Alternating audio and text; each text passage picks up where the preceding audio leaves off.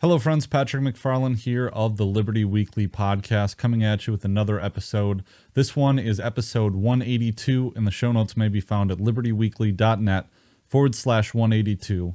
I have not really come up with a title for this one yet. I'm really bad at titles. I don't know if you've noticed that. However, I'm going to be discussing something to do to resist Joe Biden's COVID-19 mandates, which have dictated that OSHA should require any private employer with more than 100 employees to require the vaccine or to force their employees to submit to weekly COVID tests, assuming at their own expense. There's a lot of analysis on exactly what Joe Biden has decreed, and I'm using these words decreed and dictate very purposefully, if you haven't noticed, because they are unconstitutional edicts from the president, and they are of no effect. And so we're going to talk about that here, and I'm going to talk about what I'm doing locally.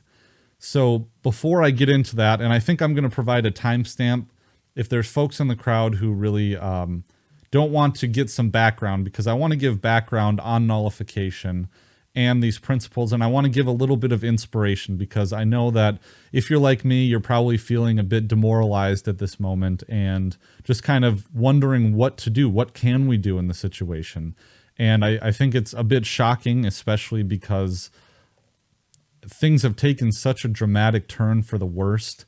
And I think for someone like myself, if you look back on the archives of this podcast, I've done a lot of doomsaying. I was really into Peter Schiff for quite some time. Of course, Ron Paul has always talked about the inevitability of the train that, the United States is headed on, but not just that, the train that the whole entire globe is headed on.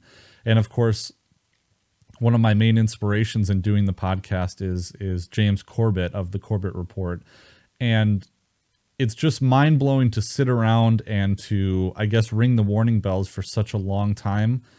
And there's a small part of you that always wonders, like, am I crazy? Like, am I just talking about these things and I'm just off my rocker and everyone is right?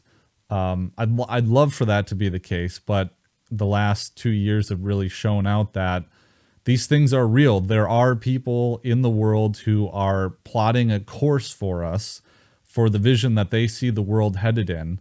And of course, we've talked about that a lot, is that there's not one singular monolithic plan. There's not a specific group of people that controls the entire world and is sitting in a smoky room and plotting things. But I think that we've seen there is mutual interest in a lot of the people who wield power in this world and who wield the influence in the world, and they have interlocking areas of interest in areas that they all benefit from. And so there's a quote from a band that I really like called Pig Destroyer, and there's a song called Army of Cops.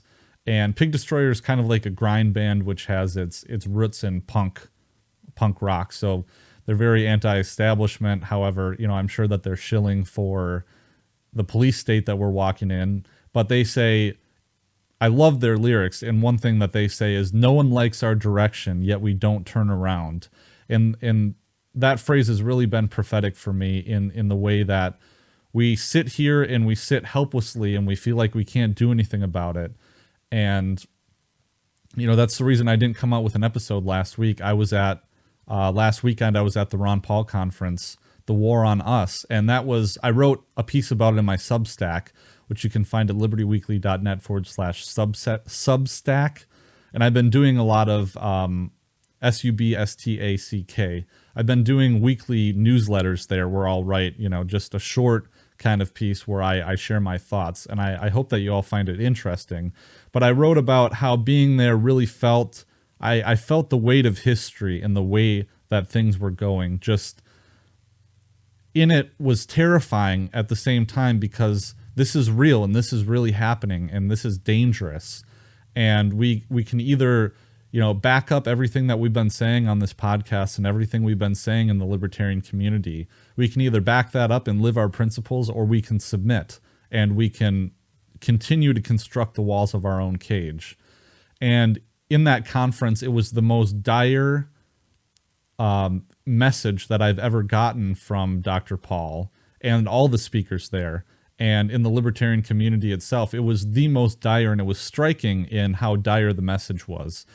And of course, if you've been in this community, you know that things can be pretty dire. Like, that's kind of the norm. But no, this was a whole different level. This was, the crisis is here now. This is it. This is what we've been talking about, and things are going to be really bad and tough. And in a sense, I kind of walked away feeling demoralized, but at the same time, there's a real feeling of that we need to strap ourselves together and we need to fight, and peacefully fight. And this models the founding fathers in that, and that's what I'm going to refer to in a minute here. But this models the founding fathers is that we do everything that we can to avoid violence. We petition for redress of grievances. We nullify. We throw obstacles in the way. We mass noncompliance is trending on Twitter. And I think that is the correct answer at this point in time. However, that leaves the door open to, what happens if those efforts fail. And we'll be talking about that. So, but the message was clear. Judge Napolitano said this. He said, some of us will die in a government square. Some of us will die in a government prison. And are we prepared to do that for our principles? And of course, that doesn't mean violence is a given. I think it just means that if we stand by our principles, we will be ostracized to the point, or eventually convicted to the point where maybe the state ends our lives. And there's something more important than just bodily existence. As we've seen in the past 2 years, just surviving is not really living. And Tom Woods has done a lot of really great work on that. So one thing, again, like I said, I wanted to highlight in this episode was the fact that this is not the first time that this has happened. And I think that in this moment, we need to call upon the strength of our ancestors and people who have been through this before, because history repeats itself. But I was reading the words of Patrick Henry and Thomas Paine, and I think that in this time, we can use that and use that messaging to remind ourselves of who we are and what we're doing here, and the importance of sticking by our principles. And again, I'm going to be putting a timestamp to where I talk about the concrete things that I'm doing and that we can do. So if you don't care about this context, skip ahead. It'll be in the show notes page, or it'll be /182, I think this episode number is, or it'll be in the description of the video. But here is Patrick Henry's famous speech, "Give me liberty or give me death." And if you read through the speech, you identify a lot of things that eerily ring similar to what is happening right now. So he gives this speech, to give some context. He gave this famous speech before the Virginia House of Burgesses at St. John's Church on March 23rd, 1775. This was his resolution to organize the militia of Virginia and to put the colony of Virginia on a war footing. And this resolution was unanimously adopted in that colony. And I think that as libertarians, we're going to have people in our midst who are saying that we need to, instigate violence. We're going to have that. And at this point in time, I think that that is very dangerous. And I think, as someone on Twitter, someone who follows me on Twitter put, is that it seems like the powers that shouldn't be are really want violence. And that's what they want, is for this to escalate to violence so that they can use that to justify everything that they've been saying about people who are against the COVID mandates, is to say that we're domestic terrorists. And the table is set for this. And James Corbett just came out with a warning saying that there are government agencies, he pointed to one in Switzerland, that's saying that domestic terrorism is imminent. And these stories say, well, we don't know of any specific plots, but domestic terrorism is imminent. And as long as I'm on that, let me show the video. Well, DHS says this new terrorism advisory is not based on any actual threats or plots, but it says there's a rise in anti-government rhetoric. Some of it is opposition to COVID public health rules like mask and vaccine measures. Some calls for violent action are based on claims of election fraud or a belief that Donald Trump can be reinstated.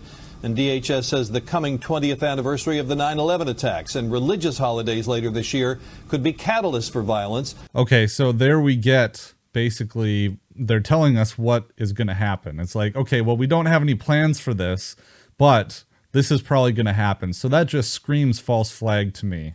And I think that people in the liberty community, people who are, this is an aside, I apologize, but people who are in the liberty community need not resort to violence. And I think we have plenty of tools in our tool chest before it gets to that point. I think that is emphatically a final last resort.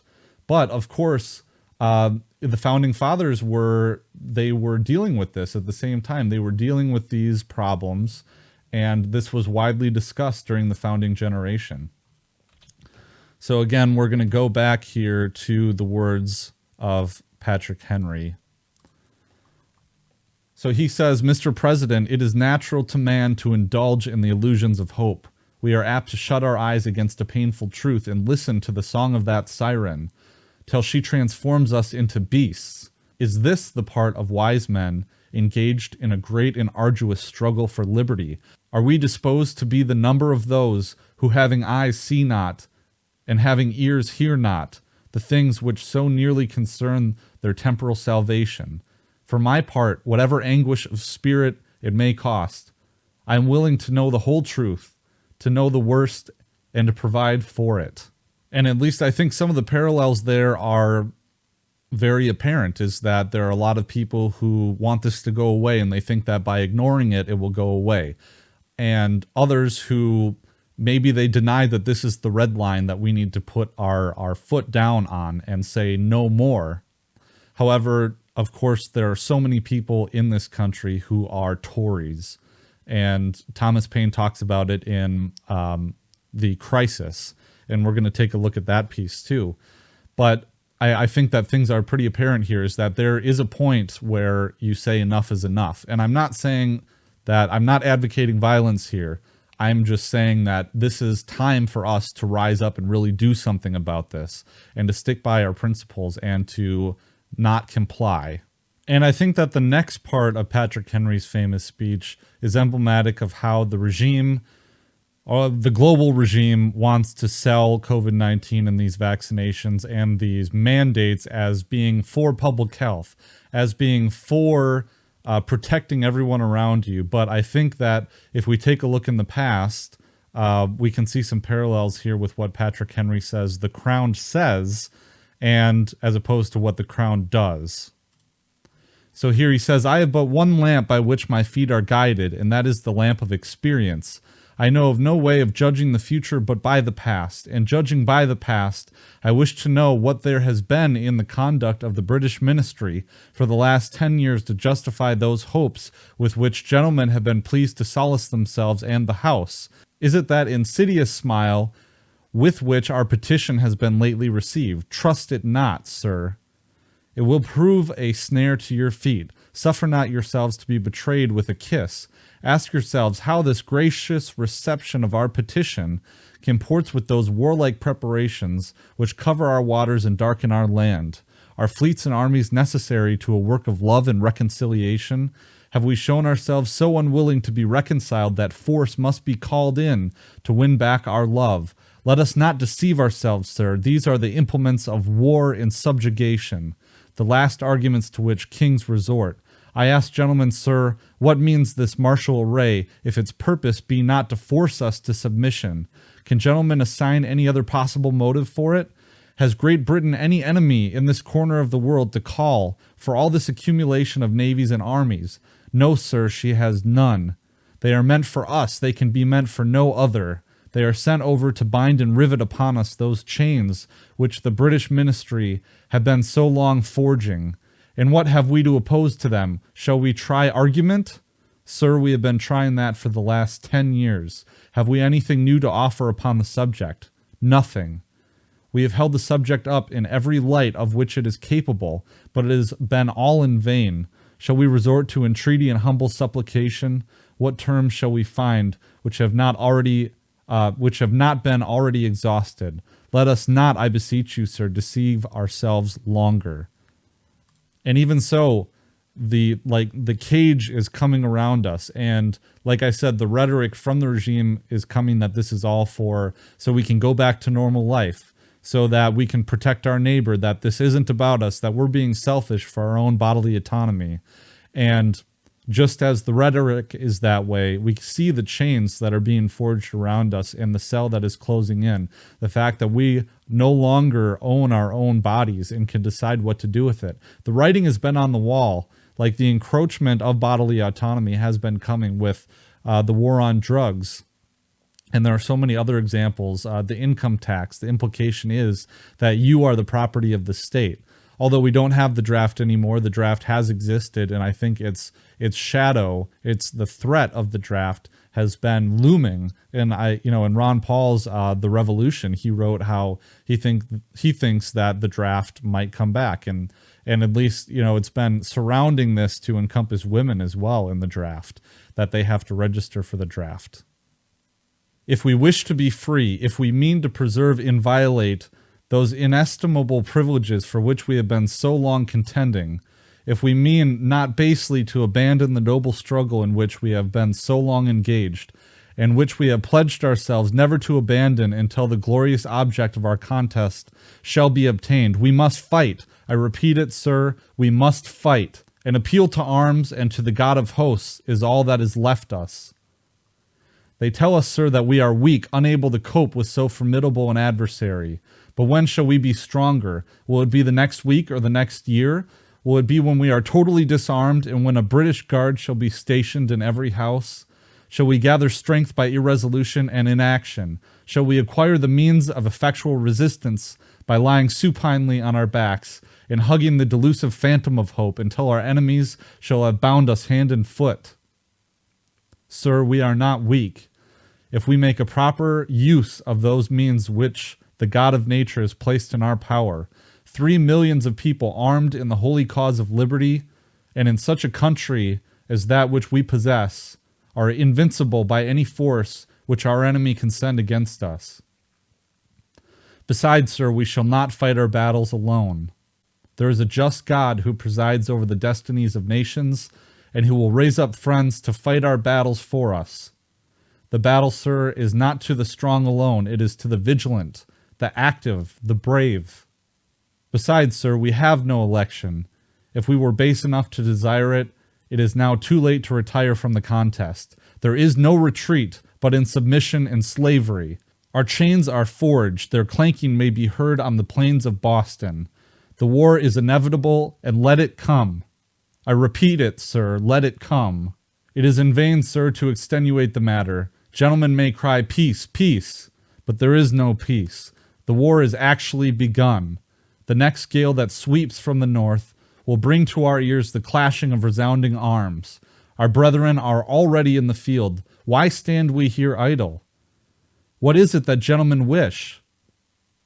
What would they have? Is life so dear or peace so sweet as to be purchased at the price of chains and slavery? Forbid it, Almighty God. I know not what course others may take, but as for me, give me liberty or give me death. And of course, the comparisons here are striking. I mean, is life so dear or peace so sweet as to be purchased at the price of chains and slavery? And I think that, let us make no mistake, the war has begun.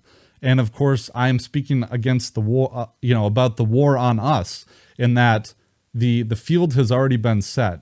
The bricks are already in place, and the final bricks are being put into place. Make no mistake. So everyone, I'll put in the show notes page Patrick Henry's famous speech, "Give me liberty or give me death." And as for the next one, I wanted to call upon Thomas Paine and read a little bit from his famous, it was a famous pamphlet that he wrote. And this is the famous one, "The Times That Will Try Men's Souls." And I'm not going to read all of it, but I'm just going to read little pieces and parts of it here. But here's a little background. The first crisis, the one that I'm going to read excerpts from, was printed in the Pennsylvania Journal on December 19th, 1776. As it reads here, the first crisis is of special historical interest. It was written during the retreat of Washington across the Delaware, and by order of the commander was read to groups of his dispirited and suffering soldiers. Its opening sentence was adopted as the watchword of the movement on Trenton a few days after its publication, and is believed to have inspired much of the courage which won that victory, so it reads, "These are the times that try men's souls. The summer soldier and the sunshine patriot will, in this crisis, shrink from the service of their country.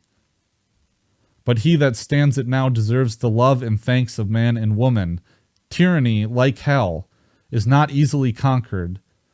Yet we have this consolation with us, that the harder the conflict, the more glorious the triumph. What we obtain too cheap we esteem too lightly. It is dearness only that gives us everything its value. Heaven knows how to put a proper price upon its goods, and it would be strange indeed if so celestial an article as freedom should not be highly rated. Britain, with an army to enforce her tyranny, has declared that she has a right not only to tax, but to, quote, bind us in all cases whatsoever. And if being bound in that manner is not slavery, then is there not such a thing as slavery upon earth? Even the expression is impious, for so unlimited a power can belong only to God." And this next section here, I think, is very... It's not quite on point about the panic of coronavirus, but also, I think it does apply to, and you'll see this, but it does apply to the panic and the giving up that one would face as a movement, as a resistance to these COVID measures. But I think it also does apply to, the panic that made everyone froze, like in terms of human psychology, is you're put in a fight or flight response by being terrified to death of a pandemic, and then your brain shuts off. 'Tis surprising to see how rapidly a panic will sometimes run through a country. All nations and ages have been subject to them. Britain has trembled like an ague at the report of a French fleet of flat-bottomed boats, and in the 14th, 15th century, the whole English army, after ravaging the kingdom of France, was driven back like men petrified with fear, and this brave exploit was performed by a few broken forces, collected and headed by a woman, Joan of Arc. Would that heaven might inspire some Jersey maid to spirit up her countrymen and save her fair fellow sufferers from ravage and ravishment. Yet panics in some cases have their uses. They produce as much good as hurt. Their duration is always short. The mind soon grows through them, if only, and acquires a firmer habit than before. Their peculiar advantage is that they are the touchstones of sincerity and hypocrisy, and bring things and men to light, which might otherwise have lain forever undiscovered. In fact, they have the same effect on secret traitors, which an imaginary apparition would have upon a private murderer. They sift out the hidden thoughts of man and hold them up in public to the world. Many a disguised Tory has lately shown his head, that shall penitentially solemnize with curses the day on which Howe arrived upon the Delaware. So these thoughts here are interesting, especially about how panic sweeps through a nation. Like I said, I don't know if it's quite particularly on point, but the other part of it is that we've seen the true nature of some of these progressives when they're in a fear state. Some of the COVID crazies, as you would call it. And I think it's on Twitter that they reveal themselves most often, because you see people like, I don't know if it was Jimmy Kimmel who was saying that the unvaccinated shouldn't receive hospital service, or that hospital beds should be given to the vaccinated first and not the unvaccinated.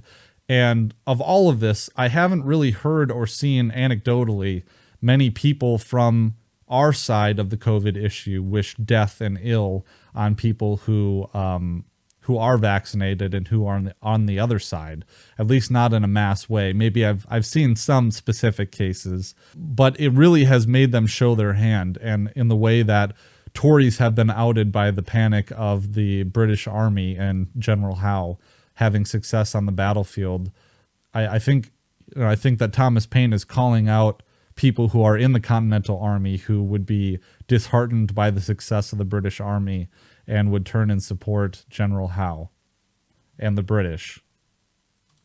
So jumping ahead to the next section, he says, I shall conclude this paper with some miscellaneous remarks on the state of our affairs, and shall begin with asking the following question. Why is it that the enemy have left the New England provinces and have made these middle ones the seat of war? The answer is easy. New England is not infested with Tories, and we are. I have been tender in raising the cry against these men and used numberless arguments to show them their danger. But it will not do to sacrifice a world either to their folly or their baseness. The period is now arrived in which either they or we must change our sentiments, or one or both must fall. And what is a Tory? Good God, what is he? I should not be afraid to go with 100 Whigs against 1,000 Tories, were they to attempt to get into arms. Every Tory is a coward, for servile, slavish, self-interested fear is the foundation of Toryism, and a man under such influence, though he may be cruel, never can be brave. And I think this applies to people who are on the other side of the COVID issue, people who just mindlessly parrot things that they see on the television, because they are not courageous, they are not brave, they don't have constitution.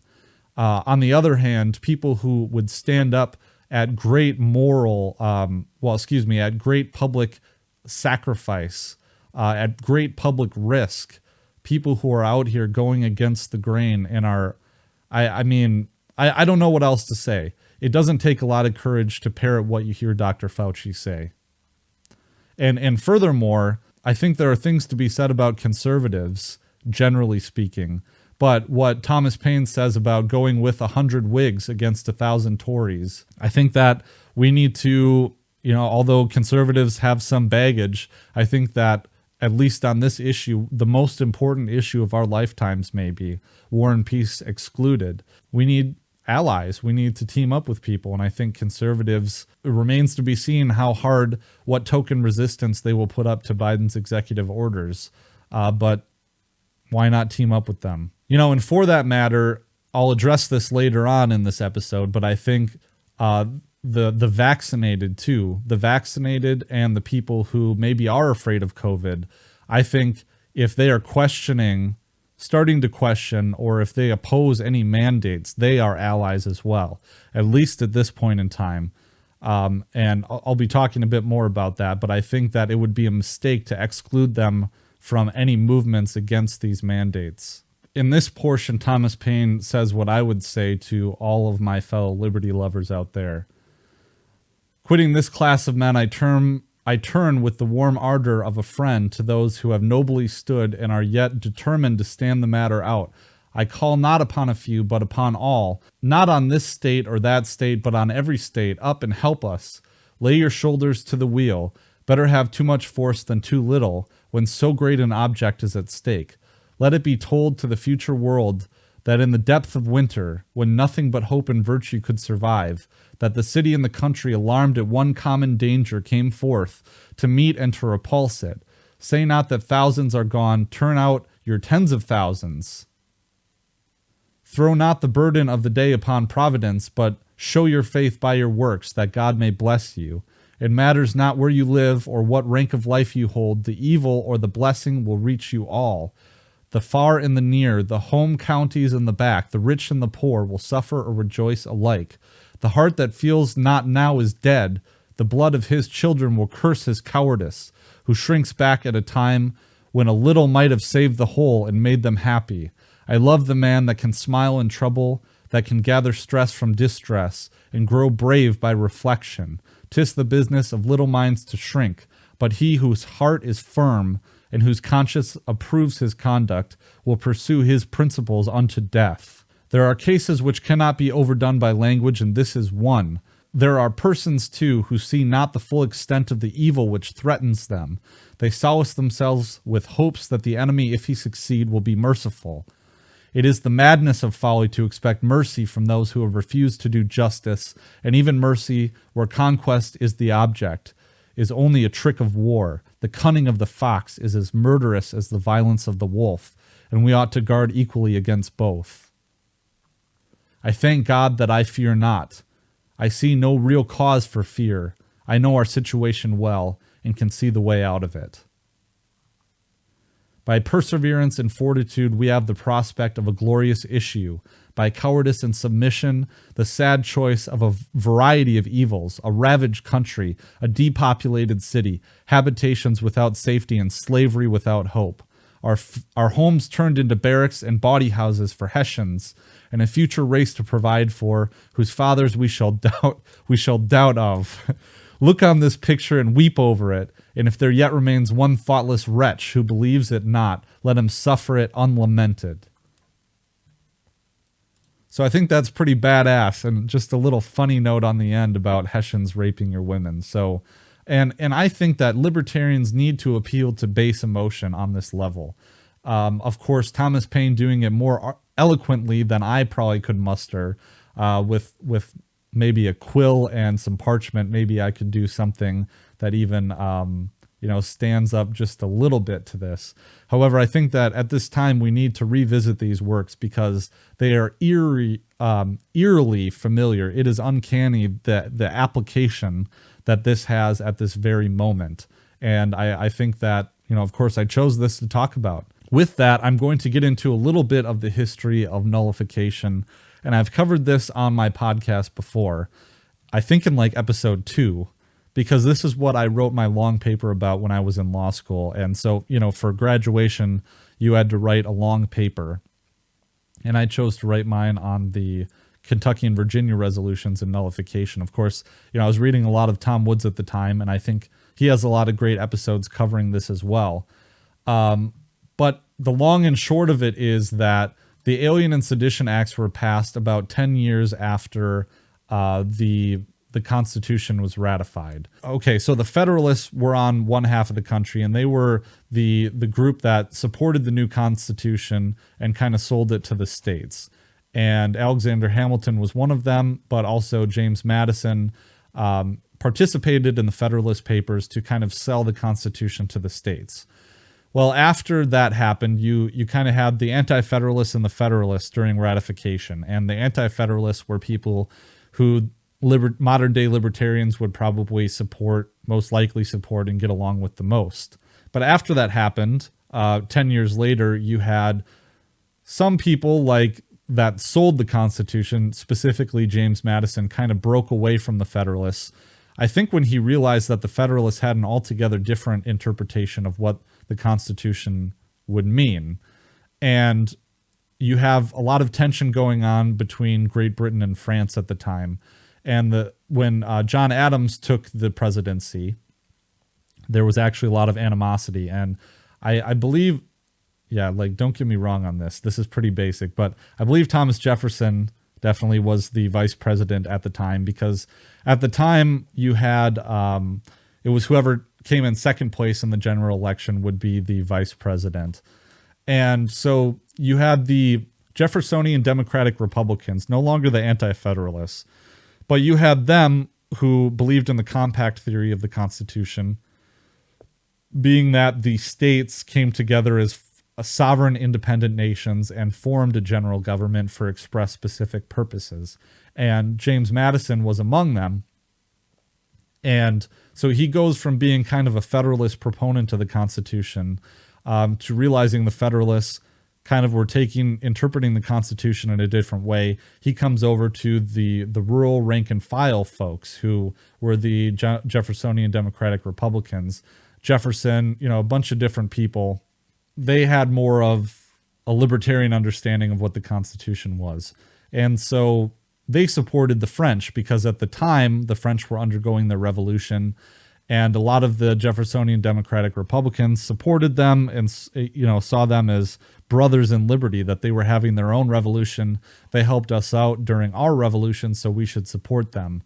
They would later change their minds, the Jeffersonians, and be like, well, those murderous Jacobins, they turned it into some kind of democratic, every man, one vote, lopping heads off, catastrophe that has nothing to do with liberty. But at the time, they thought it was really important. And Sam Adams really thought that he was afraid that Thomas Jefferson and Benjamin Franklin Bosch and Gallatin, I think Alexander Gallatin, who was a very famous Jeffersonian, that they were conspiring, that they were agents of the French crown. And I mean, if this doesn't sound like Russia, I don't know what else does.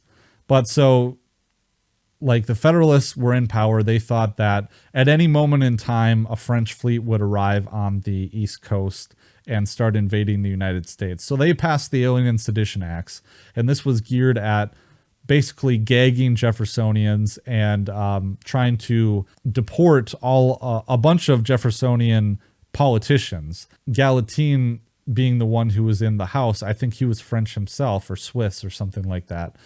And he would have been deported under the Alien and Sedition Acts and the Alien Act specifically. And in it, of course, it went completely against the First Amendment. And when it passed, you have resistance immediately coming together. And in secret, and how's this for a conspiracy? James Madison and Thomas Jefferson got together and they agreed to together draft the Kentucky and Virginia resolutions. And these were resolutions based on their understanding of the Constitution. Of course, James Madison being called the father of the Constitution, he should have an understanding of how it worked. But based on their understanding, trying to visualize and putting forward what the correct response was to such an egregious violation of the Constitution. They penned it. I believe that Madison penned the Virginia Resolution, and I believe Jefferson penned the Kentucky Resolution. But let's just take a look at this and kind of unpack it to see how we should respond to President Biden's decrees. So it says, Virginia Resolution, resolved that the General Assembly of Virginia doth unequivocally express a firm resolution to maintain and defend the Constitution and the Constitution of Virginia against every aggression, foreign and domestic, that they will support the government of the U.S. in all measures warranted by the former. So they pledged to the Constitution. And actually, Thomas Jefferson and James Madison, more so Jefferson was more explicitly pro-secession. But even so, he saw it as the extreme last resort. But it was something they could rely on. That this assembly most solemnly declares a warm attachment to the Union, to maintain which it pledges all its powers, and that for this end it is their duty to watch over and oppose every infraction of those principles which constitute the only basis of that Union, because a faithful observance of them can alone secure its existence and the public happiness. So, it's the duty of states to watch the Constitution and make sure that the federal government maintains its power within that Constitution. That this assembly doth explicitly and peremptorily declare that it views the powers of the federal government as resulting from the compact to which the states are parties, this is very important, as limited by the plain sense and intention of the instrument constituting the compact, as no further valid, that they are authorized by the grants enumerated in that compact, and that in case of a deliberate, palpable, and dangerous exercise of other powers not granted by the said compact, being the Constitution, he's talking about specific delegated powers. The states who are parties thereto have the right, and indeed are duty bound, to interpose for arresting the progress of the evil, and for maintaining within their respective limits the authorities, rights, and liberties appertaining to them. So that the General Assembly also express its deep regret that a spirit has in sundry instances been manifested by the federal government to enlarge its powers by forced constructions of the constitutional charter which defines them, and that implications have appeared of a design to expound certain general phrases, general welfare, as to destroy the meaning and effect of the particular enumeration which necessarily explains and limits the general phrases, and so as to consolidate the states by degrees into one sovereignty, the obvious tendency and inevitable consequence of which would be to transform the present republican system of the United States into an absolute, or at best, a mixed monarchy. So basically, they name the Alien and Sedition Acts. They say that these exercise powers that are not delegated, that they subvert the general principles of free government because it's uniting legislative and judicial powers to those of executive, subverts the general principles of free government. So the resolution also, the Virginia resolution also appeals to the other states to declare the act unconstitutional, and that the necessary and proper measures will be taken by each state for cooperating with this state in maintaining the authorities' rights and liberties referred to the states respectively or to the people. And so this is the Kentucky resolution here. I skipped kind of the preamble, but that if those who administer the general government be permitted to transgress the limits affixed by that compact by a total disregard to the special delegations of power therein contained, annihilation of the state governments and the erection upon their ruins of a general consolidated government will be the inevitable consequence, that the principle and construction contended for by sundry of the state legislatures, that the general government is the exclusive judge of the extent of the powers delegated to it, stop nothing short of despotism, since the discretion of those who administer the government and not the Constitution would be the measure of their powers. So this is very important because it's saying specifically that if it is let up, if we leave it to the federal government to determine its own powers, then what do we have? We just have a federal government, that the states will cease to exist. And that doesn't mean letting the federal legislature determine the extent of its own powers. That means that the states have an active role in declaring whether a law is constitutional or not. Of course, the federal judiciary has taken it upon themselves to interpret themselves as being the final arbiter of constitutionality, which is absolutely not the case. And I talk about the clear case doctrine written by William J. Watkins Jr. had a great law review article I've referred to before in this show. I'll put the link in the show notes page. It's like Liberation Library. It's a series I did, episode 4 or something like that. 3 or 4. But I talk about that. But we do not have to sit by idle and wait for the Supreme Court to knock down Joe Biden's edict. And in fact, I would fully expect them to, give their stamp of approval on it. And that's not based on any kind of legal argument I can make, but it's just me being pissed off, okay? But they very well may strike it down, but I wouldn't be surprised if they didn't. They'll find some, all those Harvard and Yale law graduates up there, Skull and Bones, maybe a few of them, that they're just going to rubber stamp the acts of the executive, especially as it pertains to the COVID-19 agenda and this new bioterrorism security state that we're headed into. However, it is up to the states to declare these laws unconstitutional, null and void, and of no effect, so that the several states who form that instrument, being sovereign and independent, have the unquestionable right to judge of its infraction, and that a nullification by those sovereignties of all unauthorized acts done under color of that instrument is the rightful remedy. So, and then it says that Kentucky does, upon the most deliberate reconsideration, declared that the said alien and sedition laws are, in their opinion, palpable violations of the said Constitution, and however cheerfully it may be disposed to surrender its opinion to a majority of its sister states in matters of ordinary or doubtful policy, yet in momentous regulations like the present, which so vitally wound the best rights of the citizen, it would consider a silent acquiescence as highly criminal, that although this Commonwealth, as a party to the federal compact, will bow to the laws of the Union, yet it does at the same time declare that it will not now nor hereafter cease to oppose in a constitutional manner every attempt from what quarter soever offered to violate that compact.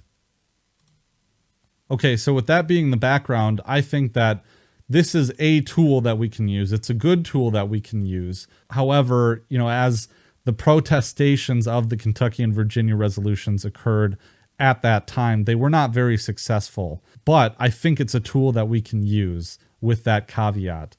And it's not the only tool we can use, but I think primarily we can try to get the states. I know that governors will be protesting this. The state governments, I think, already have, specifically Ron DeSantis in Florida, that I'm not sure on this, I don't have a citation, but I believe what they're doing is that they're declaring Biden's edict unconstitutional, unenforceable, and no effect in Florida. And they've directed the Florida state officials to confront and arrest any federal employees or authorities that come in to enforce this OSHA dictate. And I think at a state level, I think that's the best option. Although I was talking to Michael Bolden of the 10th Amendment Center on Twitter, and we'll kind of get to that a little bit, but I don't know if that's the right way to do it, to get it preserved in court by the Supreme Court. But I believe that counties should also be passing their own nullifications. And so we're going to be getting to that. But first, I wanted to talk a little bit about what the response was to the to the Alien and Sedition Acts in the United States. So, and I'm reading from Reclaiming the American Revolution, the Kentucky and Virginia Resolutions and their legacy. Nevertheless, this is on page 57. Nevertheless, the role of the state legislature should not lead to the conclusion that the movement against the Alien and Sedition Acts had no grassroots origin. On the contrary, local meetings were held throughout the Union, and the people affixed their signatures to sundry petitions. In resolutions passed at these gatherings, the people described it as their duty, quote, to remonstrate in a decent and constitutional manner with firmness and decision against laws made in violation of the Constitution. Seldom did these resolutions mince words, as the people declared the acts, quote, tyrannical and, quote, affording just cause for alarm. Moreover, many of these gatherings attracted sizable crowds. In Lexington, Kentucky, for example, a meeting was scheduled at a local church to consider the acts, but had to be moved to the town square because 5,000 citizens, twice the population of Lexington, assembled.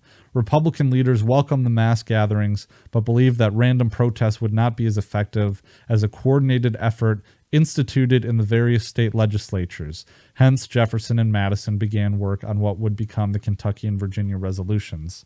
So I have to disagree there. I think that it's important that people all over the country get together and demonstrate in mass numbers. There's a lot more people in this country than there was at that time. But moreover, I think that we should direct our energy into every single avenue that is afforded to us, every single avenue that we can.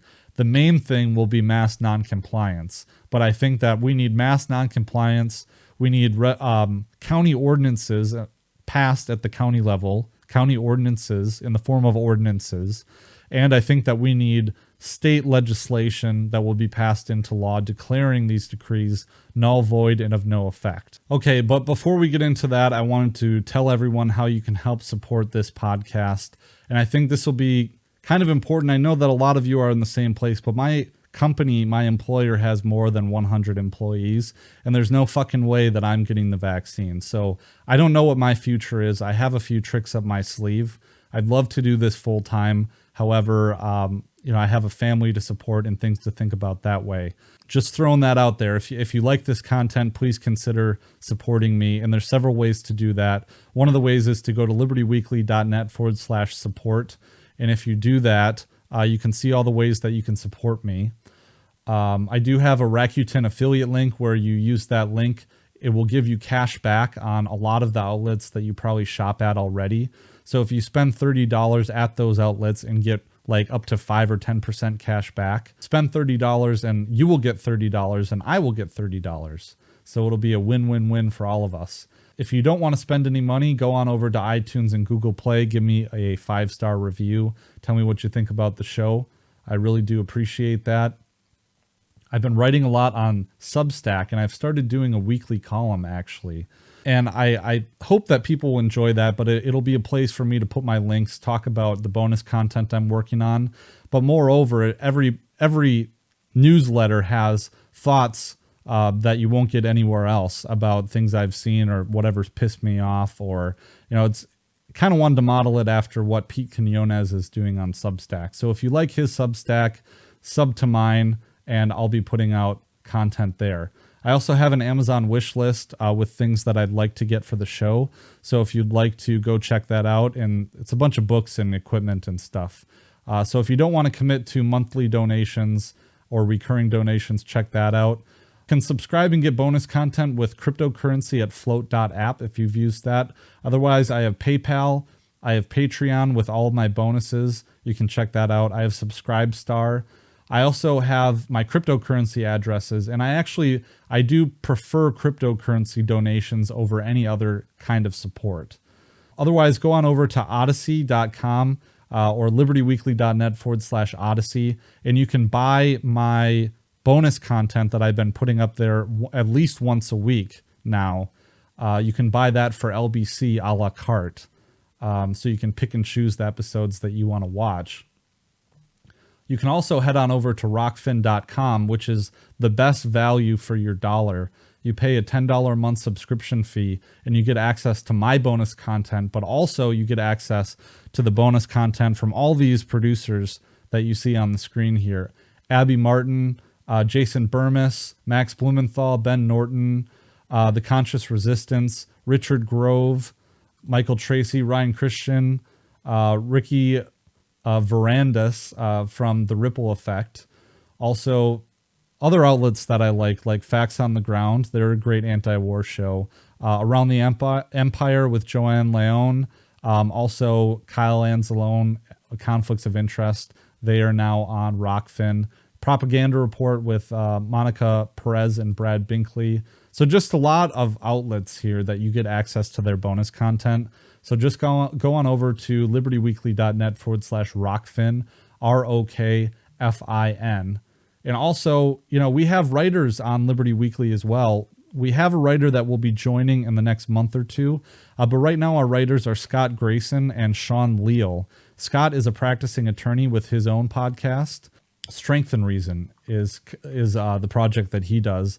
But Sean Leal also, he's an author and has a book called Consent is Morality that is out. And he has an interview that he did with Keith as well.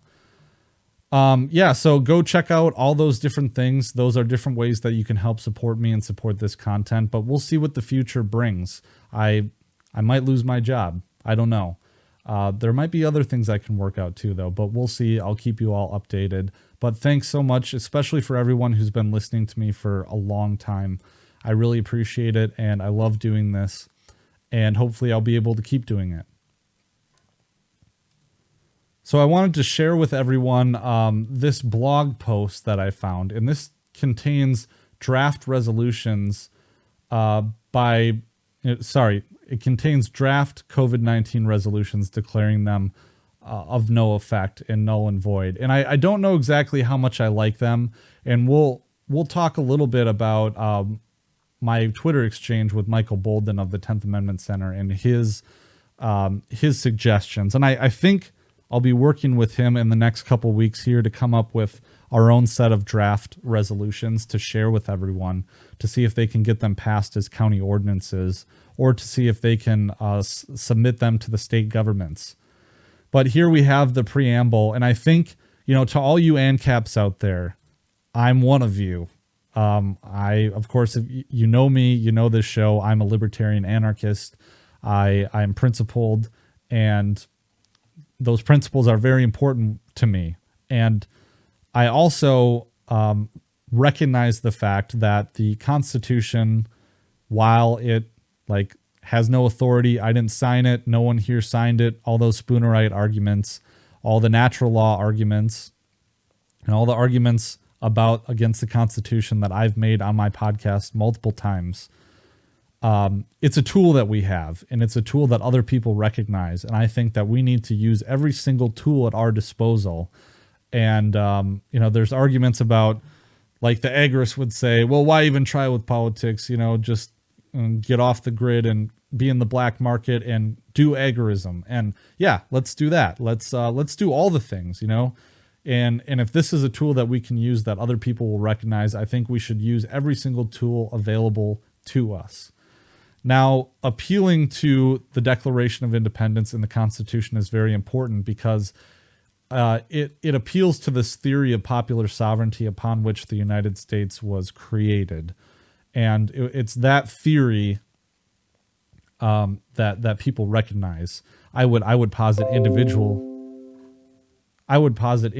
sovereignty, but invoking the Declaration of Independence in the Constitution, I think, has weight, something to do in the preamble here. So it puts forward the law. Our Declaration of Independence is the fundamental act of our founding. It's the organic law, part of the organic law of the land, and recognizes that our rights come from our Creator or from our humanity if you're not religious. But among these are life, liberty, and the pursuit of happiness. And so maybe you might want to take out some of the some of this religious language and make it more secular if you want broader appeal. The Constitution of the United States is a constitution of enumerated powers only, and we the people did not grant the federal government power over the country at large to interfere in medical or health matters, to dictate that injections be administered to the people, or to impose quarantines or lockdowns for real or pretended diseases.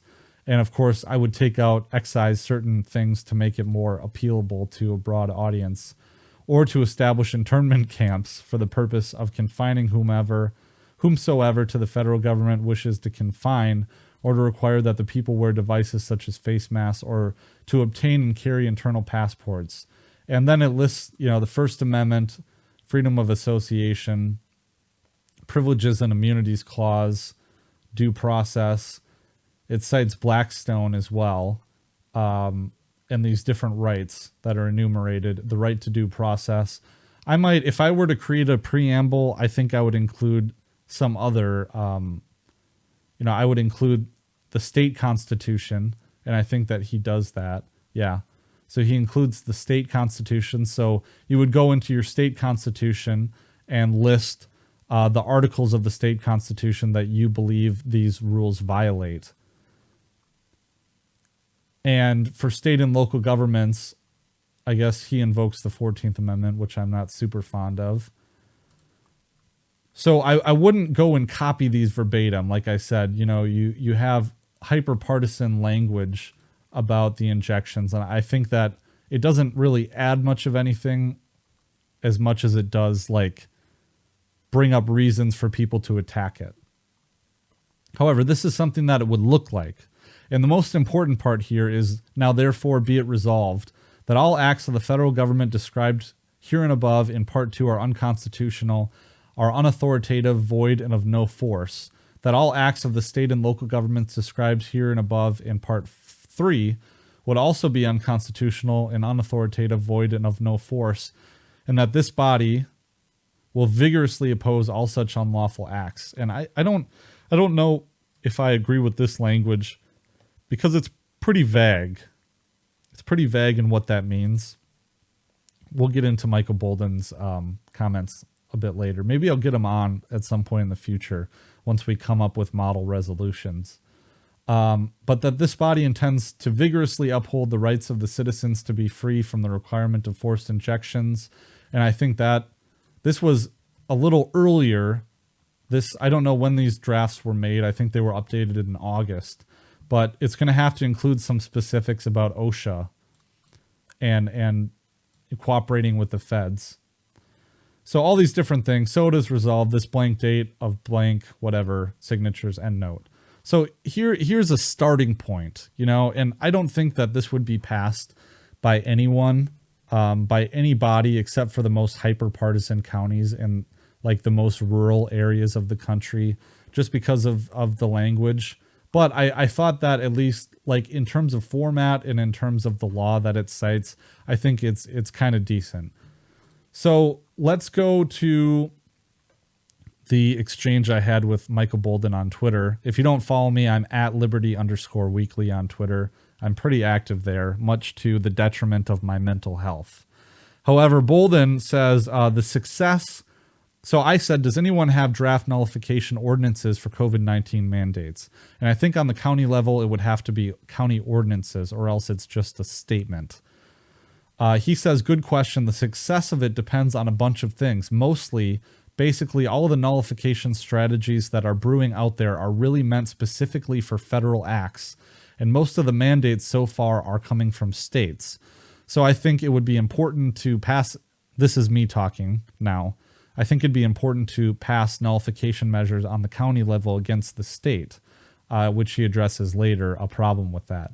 But he says, as far as federal, the first step on a state or a local level would be to ban the use of, quote, material support or resources for the implementation or effectuation of blank, which would be these OSHA mandates or these OSHA investigations that will be coming now to effectuate the fines of $14,000 for those private businesses that are not in compliance. And yes, he says actually that's actually the baseline strategy for all state and local versus federal programs. So whatever resolution that you have, that we put together or that you put together, or if you stay in tune with this show and with Michael Bolden of the 10th Amendment Center, we'll hopefully be putting draft resolutions together, or ordinances rather. But yes, that's actually the baseline strategy. He says that. So the biggest strategic mistake I see on this kind of thing is trying to address both state and federal in the same legislation. Quote, they either A, run into far more roadblocks in the process, i.e. the more you do, the more attack vectors you give them to attack it, or B, you get caught up on lawsuits, or C, you do nothing in practice, like most Second Amendment, quote, sanctuary stuff that has passed in recent years. They all suck, he says.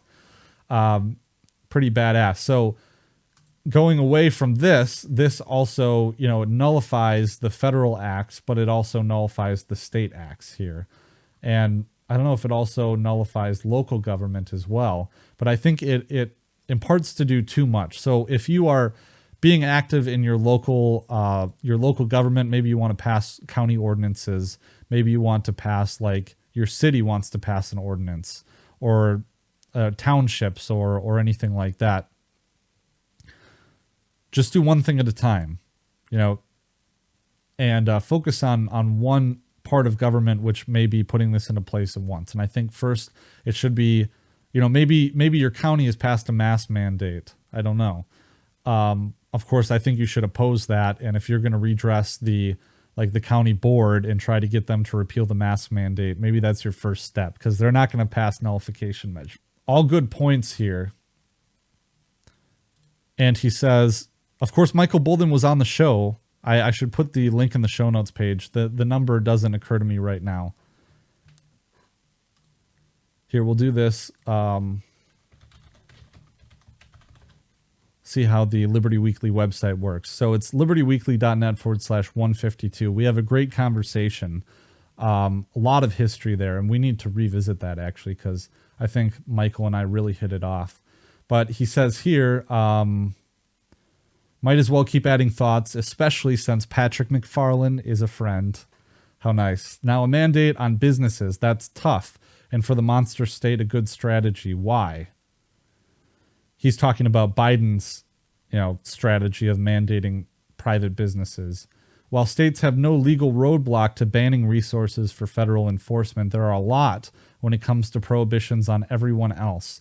California's immigration sanctuary laws have the most trouble where they, for example, merely require the state to inspect a federal facility. So in that kind of situation, the ban on state enforcement doesn't have as much of a direct impact as it does encourage people and businesses to defy the feds. Think cannabis, basically legalizing for people in the state what the feds claim they can't do. A quick note regarding, let's unpack that. Well, I think this sheds light on it. Is he says a quick note regarding local versus state. While the feds are a creature of the people of the states, the relationship of states and localities is the other way around. The locals are creatures, they're political subdivisions of the state itself, even under home rule, and exist at the state's whim. So, just for instance, like Clark County, Wisconsin exists at the whim of the state of Wisconsin. It's not like, the counties came together to form the state of Wisconsin, just as an example, whereas the states of the United States came together to form the federal government. So he says, too long didn't read, there isn't much legislation can do to deal with the state mandates. It's really more about mass noncompliance. However, I think passing, and I think Michael would agree with this, passing a resolution at the county, passing a county ordinance at the county level is symbolic, and it will get people to rally around for mass noncompliance. And he says, while noncompliance is still the big thing needed for the feds, state or local non-participation and a refusal to enforce can help that a lot. So then I say, this is all great. What I'm getting then is that I should create two resolutions, state and federal, as I'm looking to nullify this at a county level. I should directly state no aid and assistance to federal or state enforcement of COVID mandates. And I kind of minced my words here because I should have said I should create two ordinances. He says resolutions are non-binding in almost all situations. Using that instead of an ordinance means no legal effect. If you do two, you need two ordinances in most situations. Depends on what counts as law rather than a political statement. So I think we're going to work on that. We're going to come up with something and something to pass to all you guys. And then I said, should I include a clause about directing local law enforcement to arrest agents of the state and federal government who attempt to enforce mandates? Or as you say, is it mostly a symbolic attempt to formalize mass noncompliance? He says, definitely no on arrests. While I understand the motivation, that's guaranteed to get it rejected in the process or hammered on in court. And so, yeah, maybe a little pie in the sky on my end here. But so, all right, well, I know I've kind of overstepped my bounds. Like I said, I'll put a link in the show notes page so people can jump right ahead to where I talk about where the rubber meets the road on these mandates and passing these nullification ordinances. So let me tell you what my plan is in my county. So I'm in a position, at least, being an attorney, I know the community. I know a lot of people in my local area. In every small town like this, there are a number of maybe 12, 14, or 15 families that are influential in the community. And the biggest thing to do is a lot of these people, if you've lived in that area your whole life, these people, you know them and they know you. You've known them for a long time. They probably own businesses in town. They are probably involved in like Kiwanis or the Lions Club or the VFW or all these different, service organizations. A lot of them might even be on the county board in small places. And I think the cities might be, I think they're just gone. I don't know if I would waste my time in deep blue counties. Unfortunate, but maybe you should move. That's not a great solution, but you got to vote with your feet at some point in time. So at least in counties, rural counties where you have a fighting chance, what I propose to do, and this is what I'm organizing, is I am going to have a meeting with a bunch of the families in this community that are influential that I've identified as being on the right side of this issue. We're going to have one of them owns a restaurant, so we're going to see if we can have a night where we can all get together, have dinner, have some drinks, talk about what's going on.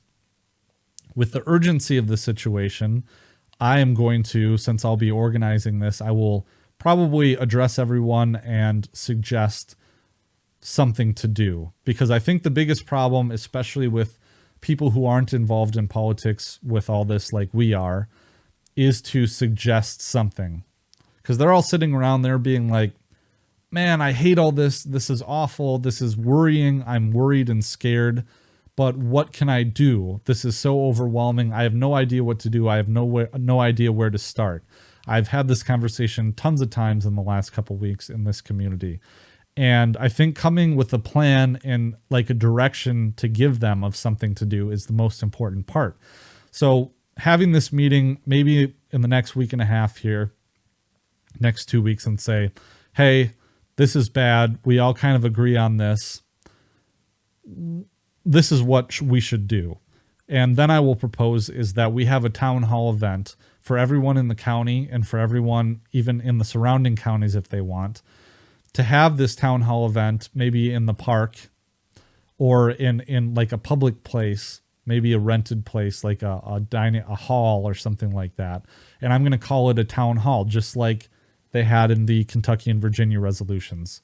And we're going to get together. We're going to talk about mandates. And this is the most important part for libertarian activists.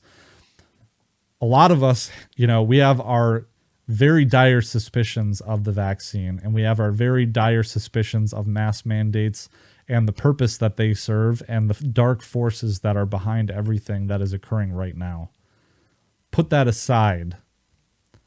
Even I would actively chastise people who, okay, maybe not that, but I would discourage people from polarizing this further with any talk about the insidious nature of everything. Maybe that would help it. I don't know. But what I really don't want is for people to criticize people who have taken the vaccine or criticize people who do think that masks are a good idea.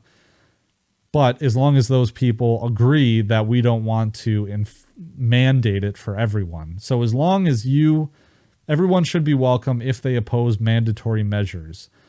Maybe even people who think that masks are a good idea and should be mandatory, but don't think that we should be mandating vaccines, de facto mandating vaccines.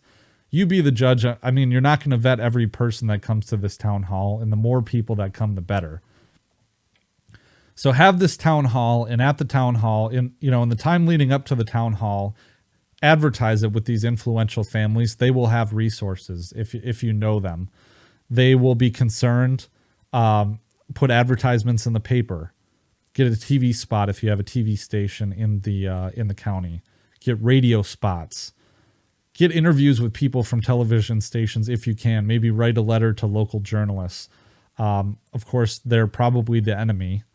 But do everything that you can to advertise this event, this town hall event, that is. And at the dinner meeting that precedes this town hall event, be, dishing out responsibilities and accountability for people on what they're going to do. Get people to hold signs on, major junctions where people will see the signs. Have a website that people can go to where they can get the details for this town hall. And at that town hall, and have this information available on the website too, but propose the ordinance that you create, and hopefully we'll be able to help you create those. Propose that ordinance at the town hall and get them to submit that ordinance to the county board, and have people show up at the hearing, where they will probably have people speak about the ordinance before they vote on it. Get people to show up to that and see if you can pass these ordinances. And think about and talk about other ways that people in your community can support each other and support people who lose their jobs because of these vaccine mandates. And talk about ways that we can resist, that these businesses cannot fire people, that they can resist, and that they can resist OSHA specifically. And here's a great bit that Tom Woods had in his a blog post here. Comments from a OSHA engineer on how to resist Biden. He says, as a former OSHA engineer, should the government be proceeding with using OSHA to enter businesses to enforce this garbage, employers have the right to refuse entry and request that they obtain a warrant. Now, once you do this, the scope of inspection may change from an inspection limited to the initial scope to a comprehensive inspection of your entire business. But in my opinion, this step is necessary for every employer to do for a few reasons. One, it buys time. And I think time, if we can buy as much time as possible, it will give courts and states time to nullify this decree from Biden. If all employers do it, it will bog down the system, since each warrant must be taken to and signed off by a judge. OSHA lacks, and I don't know which judge it is, because if you know the judge in a county, I'm sure it would be a federal administrative judge. Also, he says OSHA lacks the resources to effectively inspect every business which does this. They can't keep up with their current workloads, and many have employees that have already left. 4, be difficult. This is not always the best advice when dealing with OSHA, but this is not your normal time. 5, don't pay fines, don't negotiate, just ignore them. It is right for employers to fear being fined or shut down, but they cannot shut down a society which ignores them. Most of our instinct is to want to follow rules, but I argue that this is a different time, and it is time that we collectively stand against this. If you still have difficulty convincing yourself as an employer that you can go down this path, just think of what more comes for you down the road thanks to your compliance now. And I think that's very important. And this other thing that came up, Michael Bolden tweeted out from the 10th Amendment Center. He says, oh, you can't even see that, sorry. About 2,000 OSHA workers regulate more than 7 million businesses nationwide. OSHA's leaders say the agency is understaffed and underfunded, often citing a statistic that it would take 160 years to inspect every workplace in America. Keep that in mind. Roughly half of states supplement the federal agency with their own labor departments that inspect companies to ensure safe environments. Quote, the agency now has the lowest number of inspectors in its entire history. It will now take over 160 years for the agency to inspect every workplace under its jurisdiction. Just once, said Debbie Berkowitz, a former OSHA policy advisor now with NELP. There are 1,798 inspectors, 774 federal and 1,024 state inspectors to inspect the 10.1 million workplaces under the Occupational Safety and Health Act's jurisdiction. And there is one inspector for every 82,881 workers. All right. So I think that, if we're coordinated with this, and if we listen to the words of Thomas Paine and Patrick Henry, if we fight this, if we stand together and fight this, there's no way that they can do this. And I think we'll see what the effect of this is. But on some level, it even seems like this is such a blatant overreach that it makes me suspicious. It makes me very suspicious as to, are the elites or the powers that shouldn't be, or whoever is kind of pushing this, like the invisible hand of the, like the inverse of the invisible hand. Are they did they just are they rushed because they thought that basically technology is getting to the point where people are becoming so free through their technology that we have to step up our agenda of global enslavement to be conspiratorial, that we had to step up our agenda because people were on the cusp of liberation. I don't know why. So I hope that I'm right in that Biden has grossly overplayed his hand and that this will blow up in his face. But I can't help but wonder, if there's a larger agenda here. So, well, I'll leave everyone on that note. I really appreciate you guys listening. If you would be able to support this show and this content, I really do appreciate it. I've been doing this for a long time, and I put a lot of heart, passion, time, and energy and work into this. So for those of you who do listen, I really appreciate you. Thank you so much. And be sure to share this content, especially because I'm trying to offer a concrete thing that people can do. So thanks so much. We'll catch you next time. Might even have a bonus content episode for everyone this week since I missed last week. All right. Thanks. Peace.